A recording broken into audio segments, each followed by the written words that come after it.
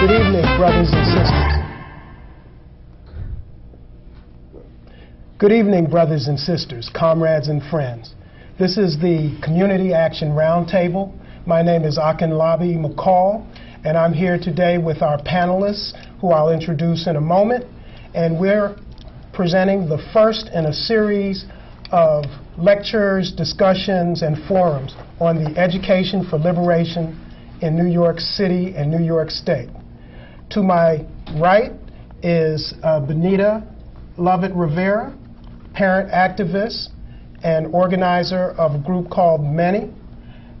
Next to her is Dr. Sam Anderson, the author of the Black Holocaust for Beginners, and also a leader in our community education struggle. To my left is Brenda Walker, a parent activist and one of the co-chairs of Operation Power. This evening we'll be discussing one of the more crucial issues confronting our community, and that is the education for liberation struggle. First, we'll have Dr. Anderson give us some perspectives on just what that struggle is.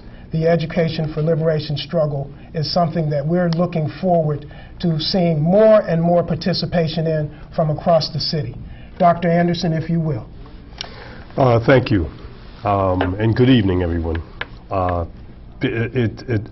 struggle to be free as a people encompasses many centuries of a struggle to be educated in various ways. And we need to remember that the first public schools in the United States were the inception of black people in New York City and in Philadelphia. And those schools were not only open to the black youth in those communities in the 1700s, but also to the white youth, free of charge of public schools. And to make a long story short, our struggle for liberation necessarily incorporates the struggle for quality education.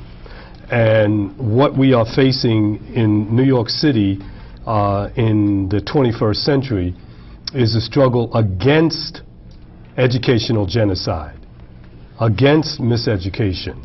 And so we are in the middle of a battle that is manifesting itself as a privatization of public education. Inside of that process is the further institutionalization of white racist concepts of us as a people who are, in their eyes, incapable of learning anything beyond maybe the second or third grade and need to be controlled because our children are, in their eyes, potential criminals.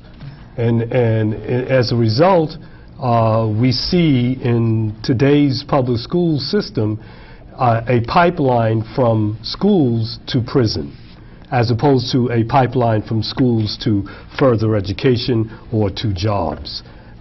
So that's, in a nutshell, what we are dealing with in New York City and across this country in terms of the education of black people. We cannot afford to tweak with the structures that exist today around education, because they are designed to do just what they are doing, making sure our children are not educated, making sure our children have no concept of the legacy, the rich historical legacy of people of African descent, people of Latino descent in this country and in the world. So our efforts today in New York City is an effort to transform the public education system in its entirety and to make sure that power is in the hands, educational power is in the hands of students, teachers, and parents.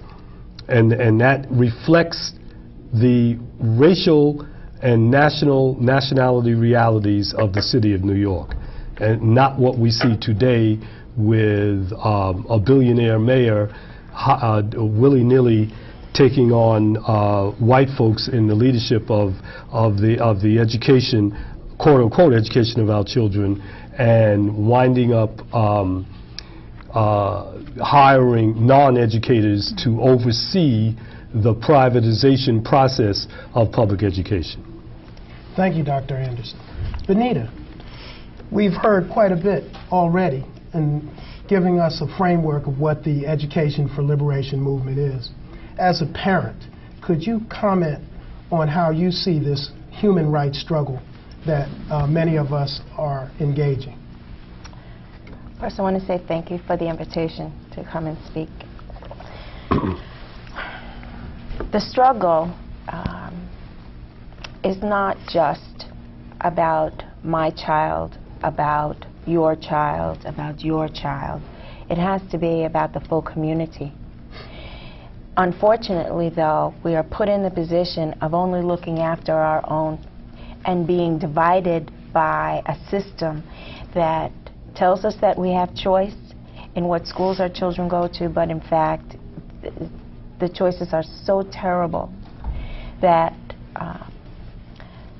it causes divisiveness within the community. So our right to actually understand this huge maze, this bureaucracy that is constantly being reorganized and has leadership who fails to understand the needs of our communities, the needs of people of color, of Latino people, of black people, of people from the Caribbean, of people who are immigrants from many different countries and cultures. There is a very depressing whitening of the education system and our right, our human right, to one, seek a higher quality of education for our children from the time that they are in preschool and daycare to the time that they go through elementary. Middle school is a horror, to choosing public school, high schools.